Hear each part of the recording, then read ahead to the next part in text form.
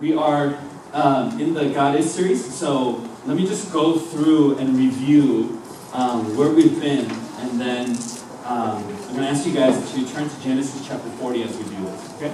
So we started in Genesis chapter 37, and we were talking about the story of Jacob, okay? And what we did was we explained to you guys that there's really four sort of themes that you have to be on the lookout for as you read through the book of Genesis. And it's creation, fall, redemption, restoration, which is the story arc of the Bible. You have the Toledox, which is the family line, the offspring of the seed. You have the theme of land or earth, and then you also have the theme of covenant and promise. And so these four themes are running throughout this story. And if you don't know these themes, or if you don't know about these themes, there's a chance that you'll misinterpret what the story is actually about. Which is not just simply about Jacob and Joseph, but it's about God himself. Okay? And so we said that first week, as we were going through how Joseph was sold by his brothers into slavery, we said that God is purposeful, because we know that those series of events will launch something that will end up saving, Joseph and his family, and then that would be the catalyst for them living in Egypt and then multiplying and becoming the people, the Israelites, right? The week after, in Genesis chapter 38, we talked about Judah and Tamar and his story, and the scandalous story about Judah, one of Joseph's older brothers, who was involved in some bad sexual affairs, let's just put it that way. And what we found from that is that God himself is forgiving. Okay? And Judah, we'll see later on, is transformed because of the series of events in Genesis chapter 38. Last week, we went through Genesis 39, which is the story of Joseph and Potiphar, and Potiphar's wife in particular. And we ended last week with the conclusion that God is with us. Okay? Last week was Easter, and we talked about how the resurrection for us is God's seal that God is with us. Okay? That we know that the resurrection of Jesus Christ is a historical event, and because Jesus rose again from the dead, all of the promises that are in the Bible we know are reliable and true. Okay? And so what we're going to do today is, it's a little ambitious, but we're going to cover Genesis 40 and 41. Okay? Because I'm only really wanting to focus on one particular section, because a lot of this is repetitious, and most of you guys already know the story. So let's go ahead and read Genesis 40 to 41. Sometime after this, so after Joseph landed in prison, the cupbearer of the king of Egypt and his baker committed an offense against their lord, the king of Egypt. And Pharaoh was angry with his two officers, the chief cupbearer and the chief baker, and he put them in custody in the house of the captain of the guard, in the prison where Joseph was confined. The captain of the guard appointed Joseph to be with them, and he attended them. They continued for some time in custody. And one night they both dreamed, the cupbearer and the baker of the king of Egypt, who were confined in the prison, each his own dream, and each dream with its own interpretation. When Joseph came to them in the morning, he saw that they were troubled. So he asked Pharaoh's officers who were with him in custody in his master's house, "Why are your faces downcast today?" They said to him, "We have had dreams, and there is no one to interpret them." And Joseph said to them, "Do not interpretations belong to God? Please tell them to me." So the chief cupbearer told his dream to Joseph and said to him, "In my dream there was a vine before me, and on the vine were 3 branches. As soon as it budded, its blossoms shot forth, and the clusters ripened into grapes. Pharaoh's cup was in my hand, and I took the grapes and pressed them into Pharaoh's cup, and placed the cup in Pharaoh's hand." Then Joseph said to him, "This is its interpretation. The 3 branches are 3 days. In 3 days Pharaoh will lift up your head and restore you to your office, and you shall place Pharaoh's cup in his hand, as formerly when you were his cupbearer. Only remember me when it is well with you, and please do me the kindness to mention me to Pharaoh, and so get me out of his house. For I was indeed stolen out of the land of the Hebrews, and here also have done nothing that they should put me into the pit." When the chief baker saw that the interpretation was favorable, he said to Joseph, "I also had a dream. There were 3 cake baskets on my head, and in the uppermost basket there were all sorts of baked food for Pharaoh, but the birds were eating it out of the basket on my head." And Joseph answered and said, "This is its interpretation. The 3 baskets are 3 days. In 3 days Pharaoh will lift up your head from you and hang you on a tree, and the birds will eat the flesh from you." On the 3rd day, which was Pharaoh's birthday, he made a feast for all his servants and lifted up the head of the chief cupbearer and the head of the chief baker among the servants. He restored the chief cupbearer to his position, and he placed the cup in Pharaoh's hand. But he hanged the chief baker as Joseph had interpreted to them. Yet the chief cupbearer did not remember Joseph, but forgot him. After 2 whole years, Pharaoh dreamed that he was standing by the Nile, and behold, there came up out of the Nile 7 cows attractive and plump, and they fed in the reed grass. And behold, 7 other cows, ugly and thin, came up out of the Nile after them, and stood by the other cows on the bank of the Nile. And the ugly thin cows ate up the 7 attractive plump cows. And Pharaoh awoke, and he fell asleep and dreamed the second time. And behold, 7 ears of grain, plump and good, were growing on one stalk. And behold, after them sprouted 7 ears, thin and blighted by the east wind. And the thin ears swallowed up the 7 plump, full ears. And Pharaoh awoke, and behold, it was a dream. So in the morning his spirit was troubled, and he sent and called for all the magicians of Egypt and all its wise men. Pharaoh told them his dreams, but there was none who could interpret them to Pharaoh. Then the chief cupbearer said to Pharaoh, I remember my offenses today. When Pharaoh was angry with his servants and put me and the chief baker in custody in the house of the captain of the guard, we dreamed on the same night, he and I, each having a dream with its own interpretation. A young Hebrew was there with us, a servant of the captain of the guard. When we told him, he interpreted our dream to us, giving us an interpretation to each man according to his dream. And as he interpreted to us, so it came about. I was restored to my office, and the baker was hanged. Then Pharaoh sent and called Joseph, and they quickly brought him out of the pit. And when he had shaved himself and changed his clothes, he came in before Pharaoh. And Pharaoh said to Joseph, I have had a dream, and there is no one who can interpret it. I have heard it said of you that when you hear a dream, you can interpret it. Joseph answered Pharaoh, it is not me.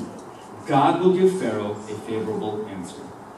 Then Pharaoh said to Joseph, behold, in my dream I was standing on the banks of the Nile. 7 cows, plump and attractive, came up out of the Nile and fed at the reed grass. 7 other cows came up after them, poor and very ugly and thin, such as I had never seen in the land of Egypt. And the thin and ugly cows ate up the first 7 plump cows, and when they had eaten them, no one would have known that they had eaten them, for they were still as ugly as at the beginning. Then I awoke. I also saw in my dream 7 ears growing on one stalk, full and good. 7 ears withered, thin, and blighted by the east wind sprouted after them, and the thin ears swallowed up the 7 good ears. And I told it to the magicians, but there was no one who could explain it to me. Then Joseph said to Pharaoh, the dreams of Pharaoh are one. God has revealed to Pharaoh what he is about to do. The 7 good cows are 7 years, and the 7 good ears are 7 years. The dreams are one.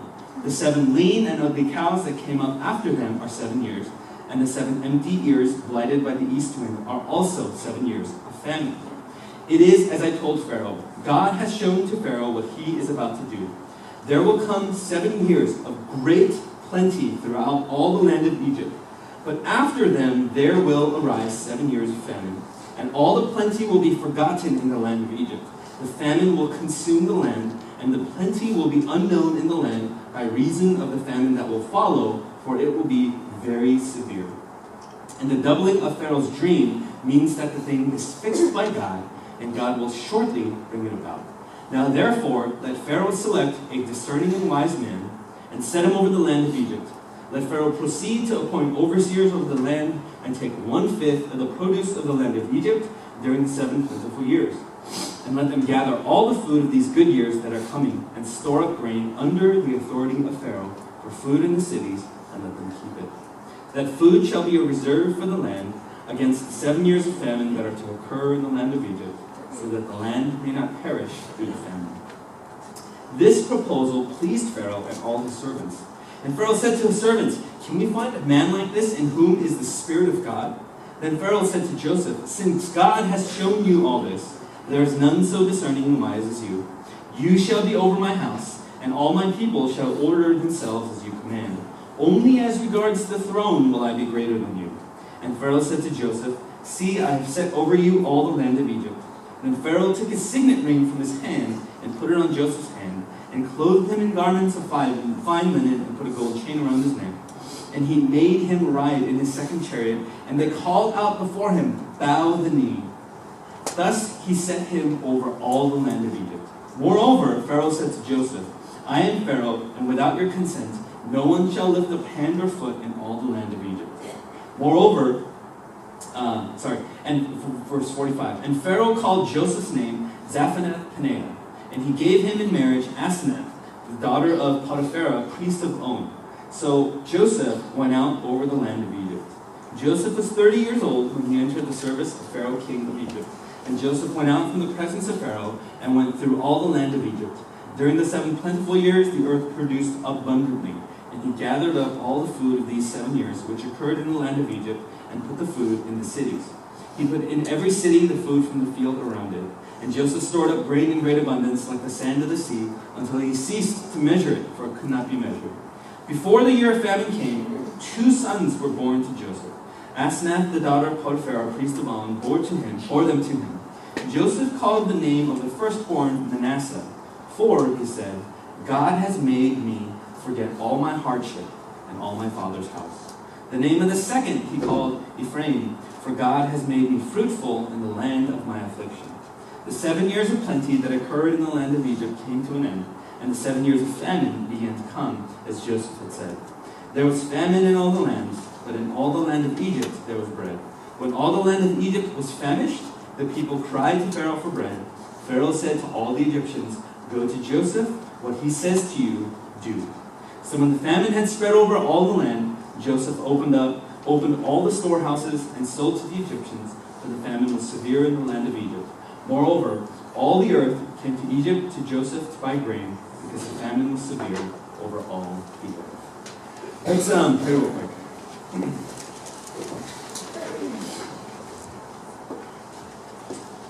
Heavenly Father, there's so much to take in from this story, but it's a story that a lot of us know well. It's a story that we know what Joseph has been through, and we know that this is sort of coming to the end of the story. But I pray, Lord, you would give us fresh eyes, that you would open our hearts, that you would speak to us, and show us your glory through this. In Jesus' name we pray. Amen. Okay, so I don't have a lot of new insights, okay, to give to you from chapters 40 and most of 41. And what I mean by that is the story is pretty self-explanatory.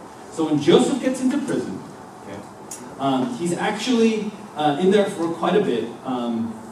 He's made to be sort of the leader, sort of slave inside the prison, and he runs the prison. Okay?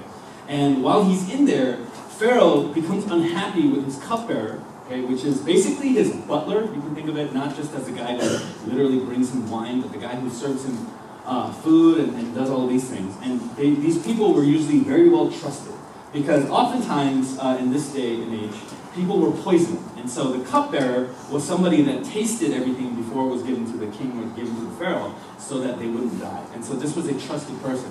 But at some point, Pharaoh was unhappy with this person, sent him to jail. And then there was the baker. Okay, and so the baker, I don't know what he did wrong. Maybe he spelled Pharaoh's name wrong on his cake. Okay, and so he was also sent to prison. So these two guys get into prison, and they meet Joseph, and they have these dreams. Okay, Joseph interprets these dreams for them. Okay, and I want to point out just a few things. Okay, number one, look at verse 3. Okay, and he put them. Okay, so verse 2. And Pharaoh was angry with his 2 officers, chapter 40, verse 2. Pharaoh was angry with his 2 officers, chief cupbearer and chief baker, and he put them in custody in the house of the captain of the guard in the prison where Joseph was confined. So, where did these guys go? They went into the prison of the captain of the guard. Do you guys know what the captain of the guard is? Look at chapter 39. Okay? And verse 1. Now Joseph had been brought down to Egypt, and Potiphar, an officer of the Pharaoh, the captain of the guard. What? Okay, so in chapter 39, Joseph was falsely accused of trying to rape Potiphar's wife, and so he's put into prison. But by the time we reach Genesis chapter 40, apparently Joseph's back in his house. But Joseph's not in his house as the head of the household. Joseph's in his house as the head of the prison.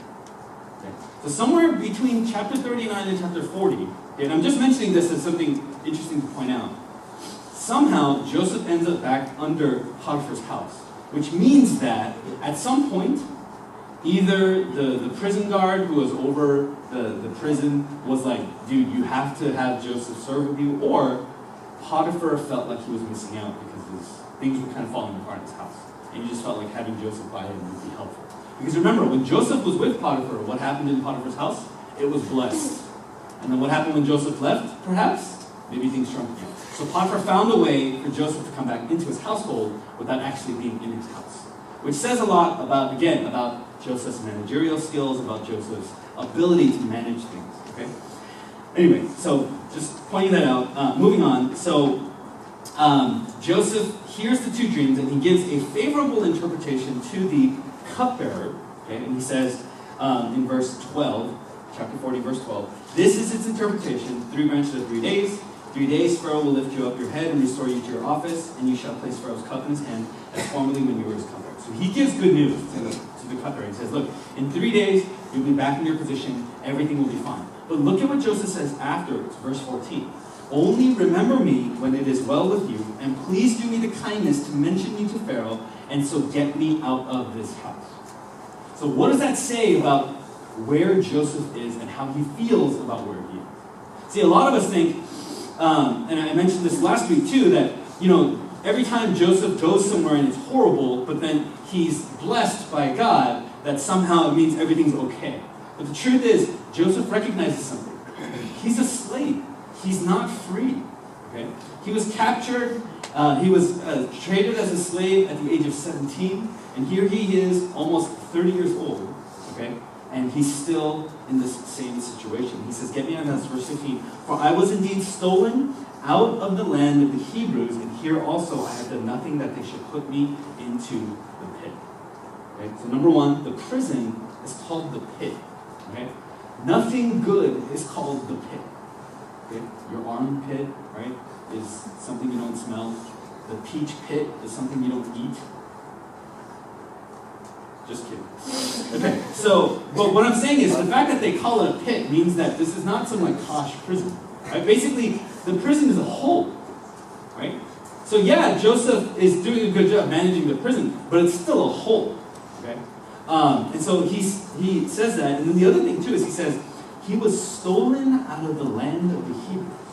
Now that's an interesting way of looking at it. Was he actually stolen out of the land of Hebrews in the sense that these people came in and stole him? Like Potiphar came out to where he was living and kidnapped him? No. Okay, but the idea is, for him, when he looks at the grand scope of his life, Joseph knows, this is not where I'm supposed to be.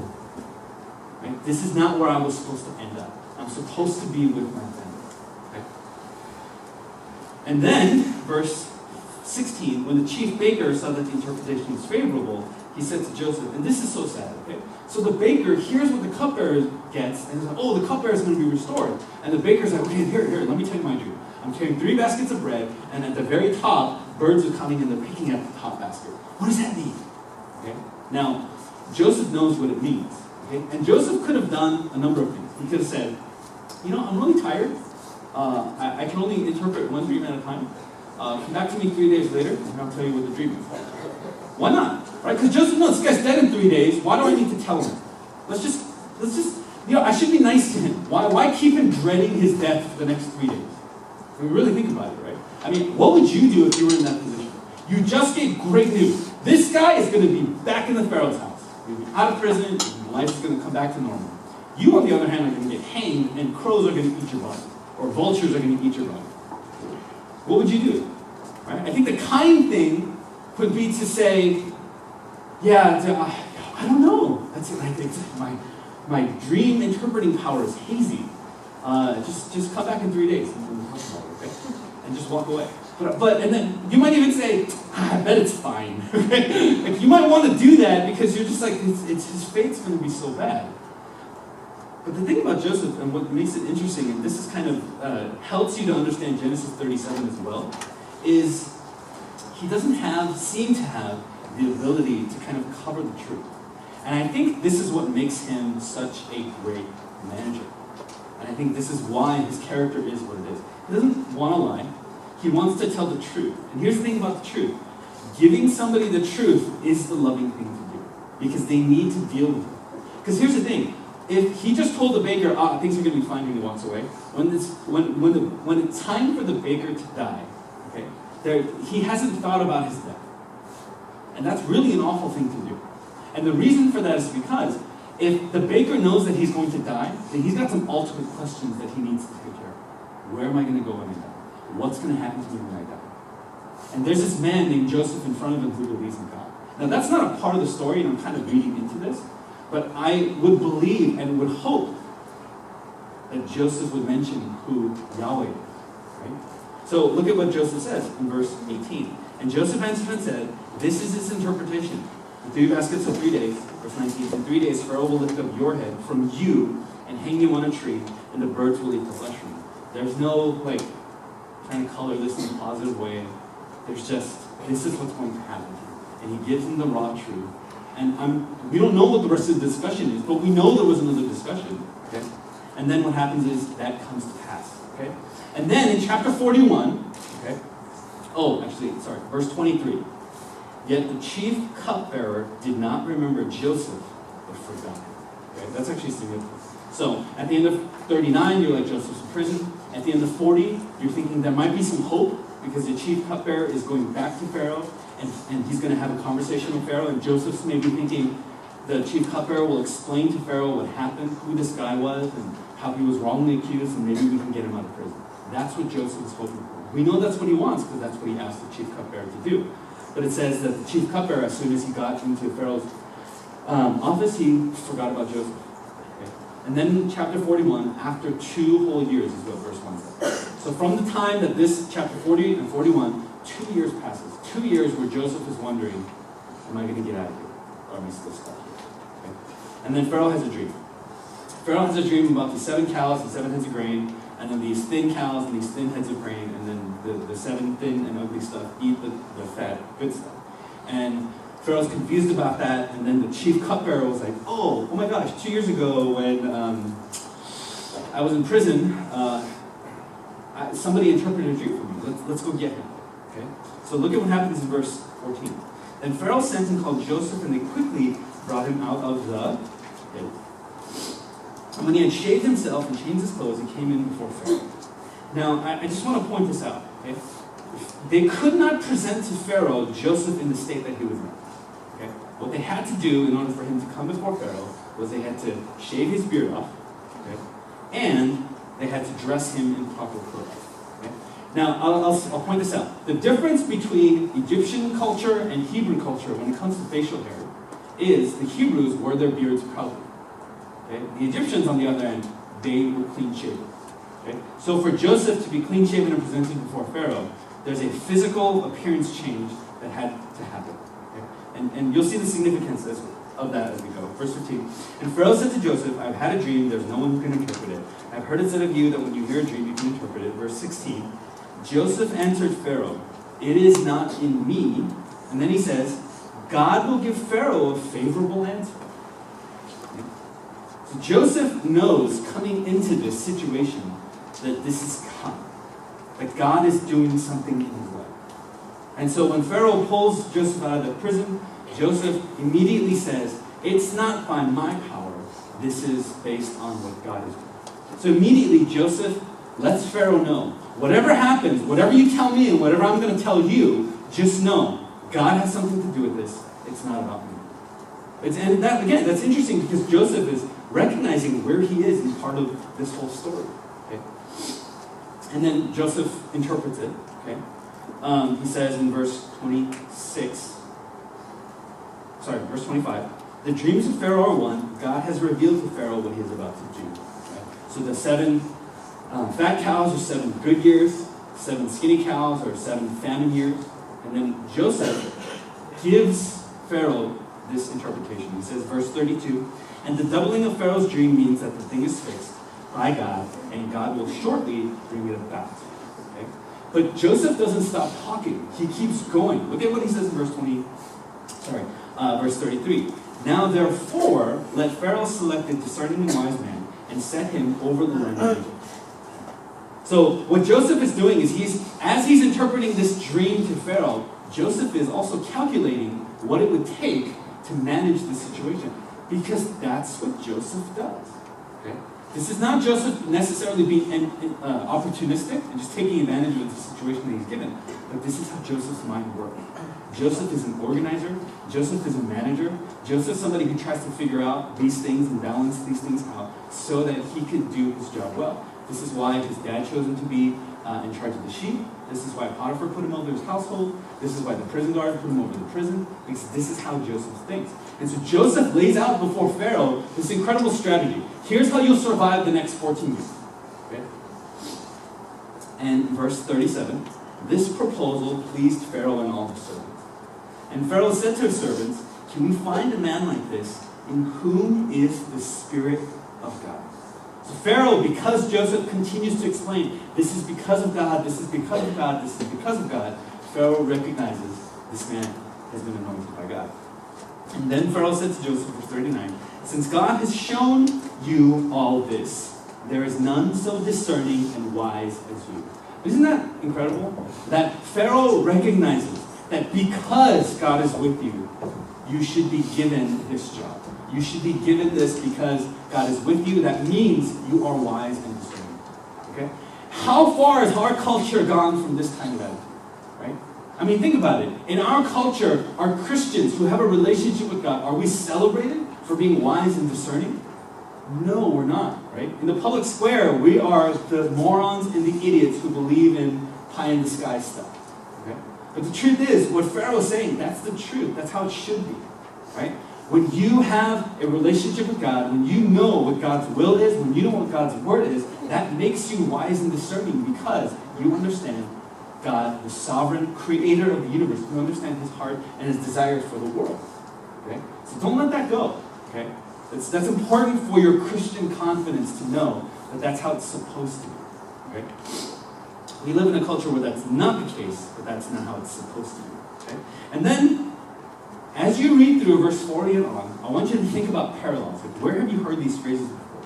You shall be over my house, and all my people shall order themselves as you command. Only as regards to the throne will I be greater than you. Okay? This is echoed in Genesis 39. That's what Potiphar. That's what Joseph says about how Potiphar put him in charge of his household, right? Verse 42, then Pharaoh took his signet ring from his hand and put it on Joseph's hand and clothed him in garments of fine linen and put a gold chain on his hand, right? And then all of a sudden, Joseph is now clothed in all this great stuff, okay? That's how Joseph's story started in Genesis 37. Jacob loved him so much, so what did he do? He gave him a coat of many colors. Verse 43, and he made him ride in his second chariot, and they called out before him, bow the knee. Okay? So what they did was, they went through the entire land of Egypt to make sure everyone knew, Pharaoh's first, but Joseph is second. Okay? Pharaoh's first, Joseph is second, and you need to bow the knee. Now, this whole bowing thing, right? There was a dream in Genesis 37 that Joseph had, and he shared it with his brothers, right? That they came and they basically bowed before him. And it's ironic because you see that happening in Egypt now. Okay?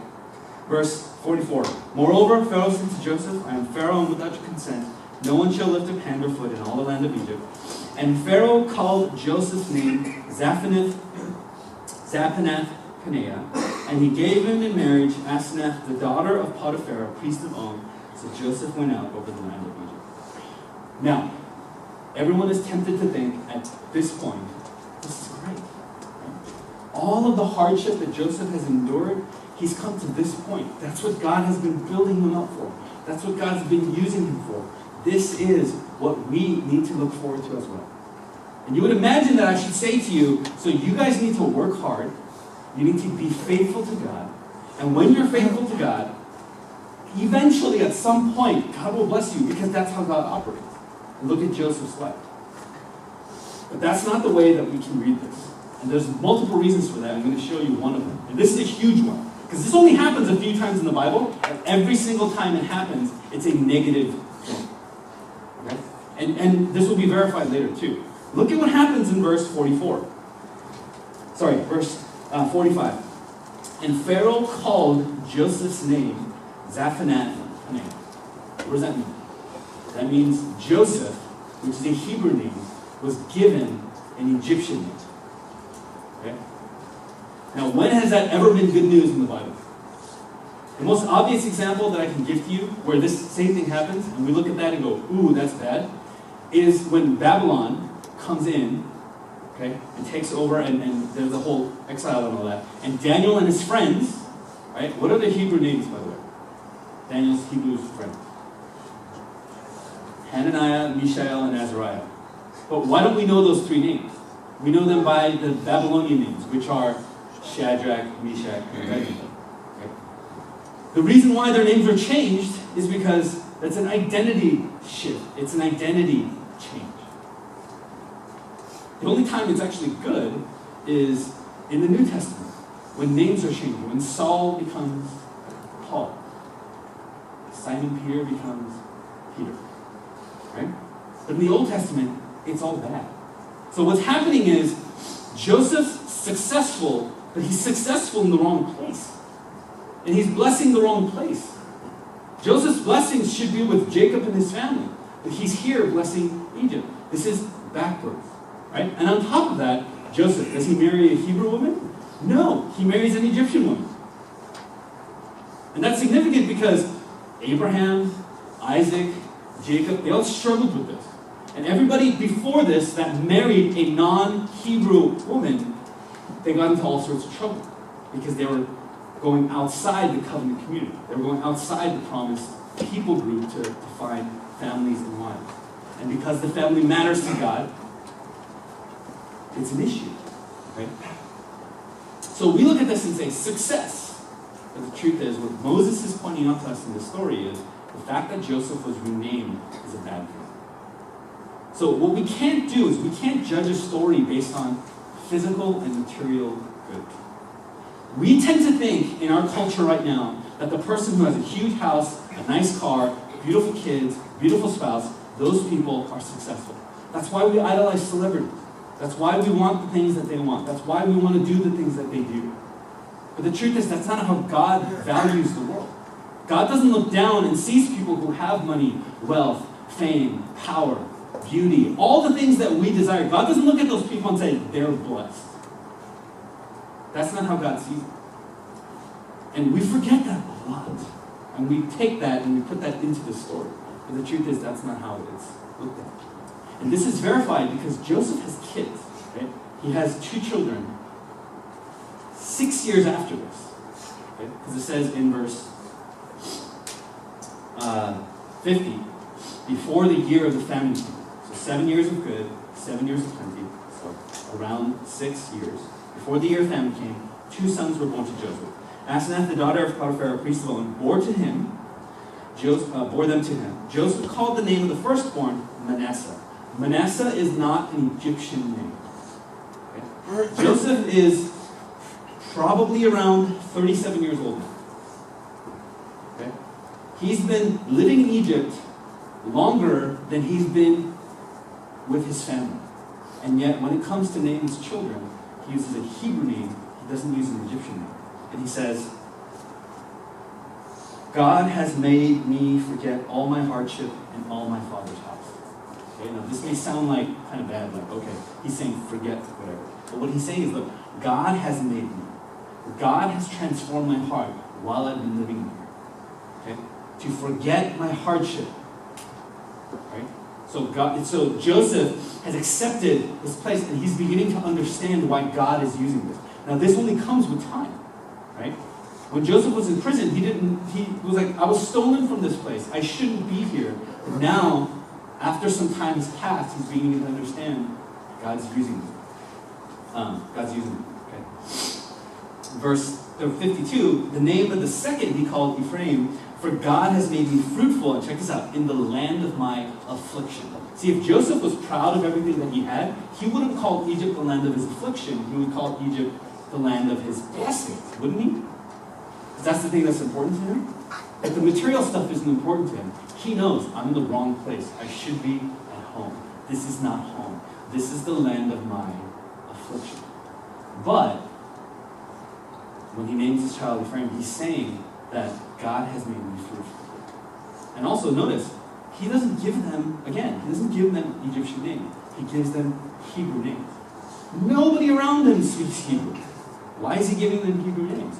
Because he still identifies as a Hebrew, as an Israelite. Okay? And that's important because going forward, you're going to see how all of that plays out.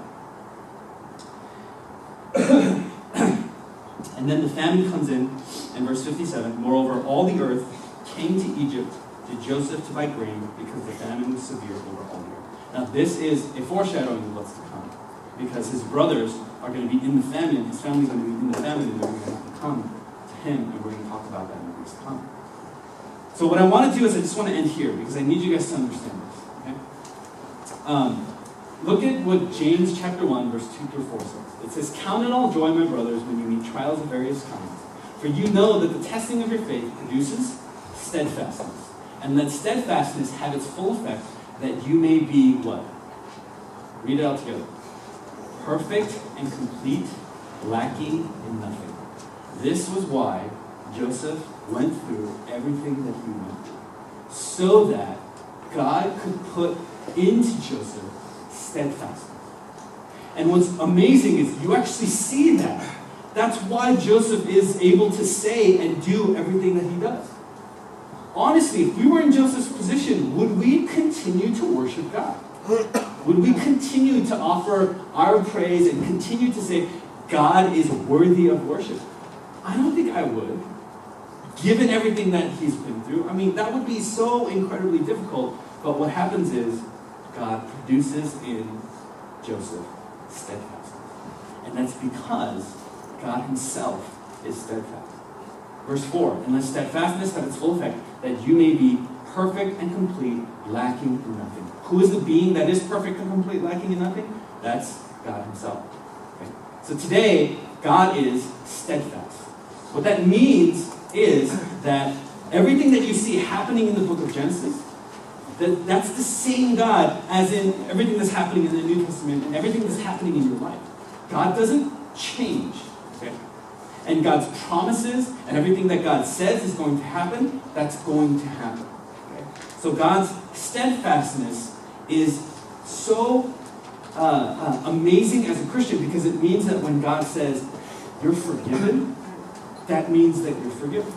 When God says, "If you believe in me, if you believe in what my son has done for you, if you believe in what Jesus has done for you, then you are forgiven for your sin." Like, that's true. Okay? That's not just something God's saying to stir up your heart for just a second, but that's true. And that means that informs how you live your life. So our identity, okay, cannot be found in the things we do, the things we eat, how we dress, what we say, the friends we hang out with, because those things change over time. Okay? And I actually tried to do this last night, but the hard drive I was looking on didn't have the picture. I wanted to show you a picture of what I looked like in high school. Okay? To show you that what is cool then and what I took as what I took then as my identity is completely different now. Okay? And I only graduated high school like 4 years ago. Okay? Not because I'm dumb, because I'm young. Okay? Right? And so what I'm saying is, in the 15 years that I've been out of high school, oh, that blows my mind, okay?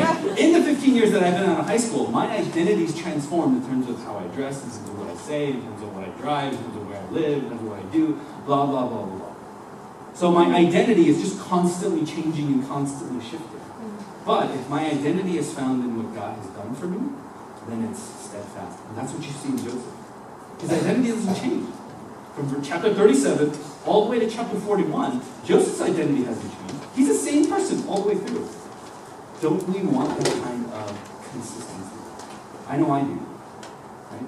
And I know it's not something you guys necessarily think of, because it's not something people pray for. People necessarily don't sit there and pray, "God, help me to be a consistent person." But what happens is, when you're a consistent person, as things come and go in and out of your life, there's less trauma, there's less pain, there's less suffering, there's more understanding, there's a steadiness about life that makes everything in life that much easier.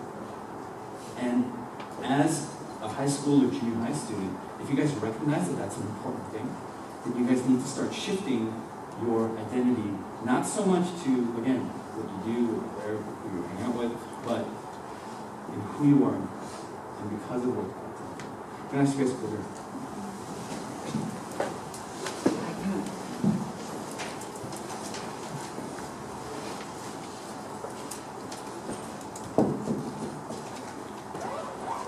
Just something to think about as we close in prayer.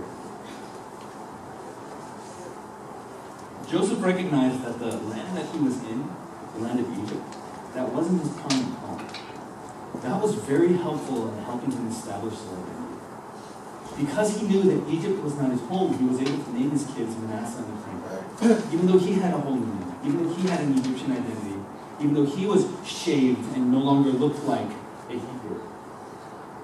Inside, he knew who he really was, because this land that he was in was not the final place. See, if you believe that this is it, if everything that you see and feel on earth is it, then you can't help but attach your identity to the things that are here. But if you know and understand deep down that this place is not your home, that there is another place for you, that this is not the final resting place for you, but rather God, in his amazing mercy and grace, has a place prepared for you. And that will be your permanent home. That will be your final resting place. That will be when everything that you've ever wanted comes true. Then it makes it that much easier to abandon the identity that's given to you here and attach yourself to the identity that you know you have in Christ. So just take a few moments to think about that. And then we'll close with that.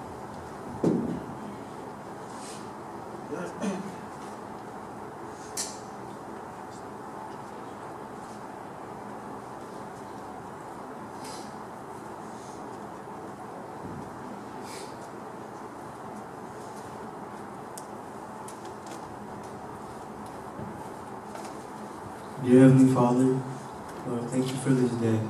Forgive us for the sins we made this past week, and thank you for being purposeful, forgiving, with us, and steadfast. You gave us new life by dying on the cross and raising yourself up. Without you, what we believe in would be worthless, but you won against death. You blessed us with your mercy, and our only response is to worship you, Lord. Help us remember your message today and live our life according to you.